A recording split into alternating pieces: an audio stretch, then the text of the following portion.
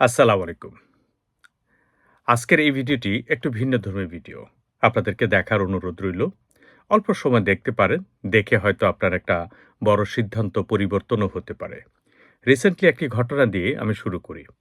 আমি রিসেন্টলি শপিংয়ে গিয়েছি। আ দোকানের ঠিক গেটের পরে একটু দূরেই একজন লোক সাহায্যের জন্য বসে আছে। সে আমাকে দেখছে না, বিভিন্ন মানুষের কাছে সাহায্য চায়। আমি দেখলাম, তারপর আমি গাড়িতে উঠব। ঠিক ঠিক তখন আমার মনে হলো আমি লোকটাকে একটু সাহায্য করব। আমি খানিকটা হেঁটে গিয়ে তাকে নিজে থেকে আমি ২ টা পাউন্ড তাকে দিলাম। ২ টা পাউন্ড দেওয়ার পরে সে খুব অবাক হলো। কারণ সে তো আমার কাছে চায়নি। আর আমারও ভালো লাগলো। সে যেহেতু চায় নাই, আমি নিজে থেকে তাকে সাহায্য করতে পারলাম। এই বিষয়টা আমাকে অত্যন্ত আনন্দিত করেছে। আপনারা দেখবেন আপনাদের দৈনন্দিন জীবনেও আপনি যদি নিজের ইচ্ছায় কাউকে কোনো কিছু গিফট করেন এবং সে চায়নি কখনো, দেখবেন আপনার ভালো লাগবে।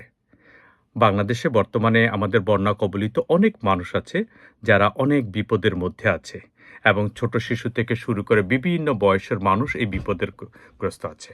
আমরা অনেকে আছে সিদ্ধান্তহীনতায় ভুগছি। আসলে কি করব? আমাদের কর্মব্যস্ততার ফাঁকে আমরা ওখানে যেতে পারছি না।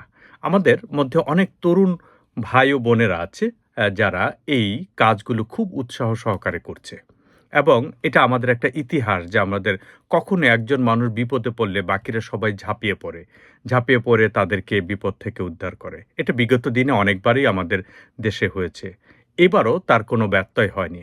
আমি দেখলাম অনেক মানুষ আছে ট্রাকে করে নৌকা নিয়ে যাচ্ছে। নৌকা নিয়ে সেখানে হাজির হচ্ছে ইয়াং ছেলেরা, মেয়েরা, একদম দল বেঁধে, বেঁধে সেখানে যাচ্ছে সাহায্য করার জন্য। বিভিন্ন বয়সের মানুষ যাচ্ছে। এটা অত্যন্ত আনন্দের। এই আনন্দের মধ্যে আপনিও যদি শামিল হতে চান, তাহলে দেখবেন আপনার ভালো লাগবে। অনেক আছে না, আমরা সিদ্ধান্ত নিতে পারি না। আমি কি যাবো? কার কাছে দেবো? সে কি টাকাটা খেয়ে ফেলবে নাকি দিবে? এই যে এত সব চিন্তা করে লাভ নেই। আপনি কাউকে খুশি করার জন্য টাকাটা দিচ্ছেন না। আপনি কাউকে খুশি করার জন্য একটা শুকনা কাপড়, একটু চিড়া, শুকনো চিড়া দিতে পারেন, মুড়ি দিতে পারেন অথবা একটু কয়টা চাল দিতে পারেন। বিভিন্ন রকম উপাদান আপনি দিতে পারেন। দিয়ে আপনি সৃষ্টিকর্তাকে খুশি করার জন্য এটা করবেন। কারণ মানুষ হিসাবে আমি মনে করি আমাদেরকে পাঠানো হয়েছে অন্য মানুষকে উপকার করার জন্য। এখন আমি কে কি করলো সেটা আপনার আমার কিছু যাবে আসবে না। আপনার কাজটুকু আপনার পক্ষে যদি সম্ভব না হয় নোয়াখালীতে, কুমিল্লাতে, ফেনীতে সেখানে যাওয়া, তাহলে আপনি এক কাজ করতে পারেন, যারা যাচ্ছে তাদের কাছে সবাইকে সন্দেহ করতে হবে না। এরকম অনেক তরুণ সমাজের যারা আছে আপনি দেখবেন যে তারা দিন-রাত পরিশ্রম করছে। নিজের খেয়ে, নিজের পড়ে, জীবনের ঝুঁকি নিয়ে তারা পরিশ্রম করছে। আপনি আমাদের একটা প্রবণতা কি জানেন? সবকিছুর মধ্যে একটা সন্দেহ আর একটা কিন্তু ঢুকিয়ে দেওয়া এবং আমরা সিদ্ধান্তহীনতায় ভুগতে থাকি। এটা না করে যারা এই কাজগুলো করছে তাদেরকে উৎসাহিত করেন এবং আপনি একটা কাজ করতে পারেন। যেমন ধরেন, আপনি খেলে কিন্তু আপনার পেট ভরবে। ঠিক তেমনভাবে আপনার সন্তানকে আপনি শেখান সোশ্যাল কমিটমেন্ট কি, মানুষের বিপদের সময় কেমন করে, যে ভালো আছে সে বিপদের সময় কিভাবে এগিয়ে যাবে, কিভাবে সাহায্য করতে পারবে।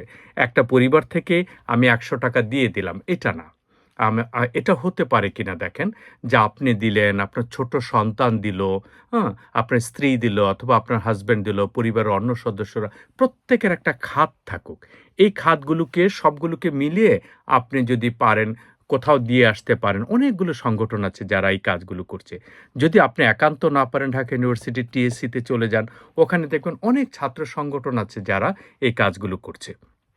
তো আপনি অন্তত এই যে একটা উপহার, ছোট্ট একটা উপহার দিয়ে আসলেন, আপনি দেখবেন আপনার মধ্যে একটা অন্যরকম ফিলিংস কাজ করবে। এবং আপনার এই কাজটা সোশ্যাল মিডিয়াতে আসতে হবে, মানুষের জানতে হবে, সেজন্য কিন্তু আমি করছি না। আমরা যেটা করব, আমরা উৎসাহিত করতে পারি মানুষকে। আমরা উৎসাহিত করব। কে কতটুকু দিবে? যার পক্ষে যতটুকু সম্ভব হয়।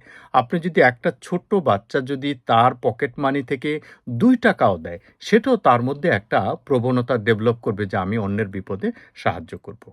তা অনেক সময় আছে কি যে আমরা চিন্তা করতে, করতে অনেক সময় নেই। গ্রামের দেশে একটা প্রবাদ আছে যে আপনি কে কখন মারা গেল, অগ্রহায়ণ মাসে মারা গেল, ফাল্গুন মাসে কাঁদতে আসলো। এরকম একটা কথা আছে, আমরা অনেকেই জানি। তো এরকম না যে আপনি অনেক সময় নিলেন, বড় করে করবেন, সাংগঠনিকভাবে করবেন সেটা না। উনাদের দরকার এখন। আপনি যদি আজকে একটা সিদ্ধান্ত নেন, আগামীকাল যতটুকু আপনি পারেন, দেখেন আমরা সবাই যদি একটা পরিবারের দায়িত্ব নেই, ধরেন যে একজন স্বাবলম্বী লোক আছে, একটা করে পরিবারের দায়িত্ব নেই, দেখবেন সবগুলো পরিবার সাময়িকভাবে এই বিপদটা মোকাবেলা করতে পারবে। আপনি চাইলে আপনিও এই ভালো কাজের মধ্যে উদ্যোগী হতে পারেন। তাহলে আপনি আপনার ক্যাপাসিটিতে যেই জায়গায় পারেন, সেই জায়গায় দিয়ে দেন। দিয়ে দিলে দেখবেন যে অন্তত একজনের দেওয়া হয়ে গেল এবং এটাকে একটা টাইম ফ্রেমের ভেতরে আটকান যে আগামীকালের মধ্যে আমি দিয়ে দেব অথবা আগামী পরশুদিনের মধ্যে আমি দিয়ে দেব। দেখবেন তাদের উপকার হবে। সবাই ভালো থাকবেন। আমাদের পক্ষ থেকে আপনাদেরকে অভিনন্দন এবং আশা করি আমরা সবাই মিলে যারা বিপদগ্রস্ত আছে তাদের পাশে দাঁড়াবো এবং মানুষ হিসেবে আমাদের যে সৃষ্টি করা হয়েছে অন্য মানুষের কাজে লাগার জন্য সেটাতে আমরা কাজ করব। সবাই ভালো থাকবেন। আসসালামু আলাইকুম।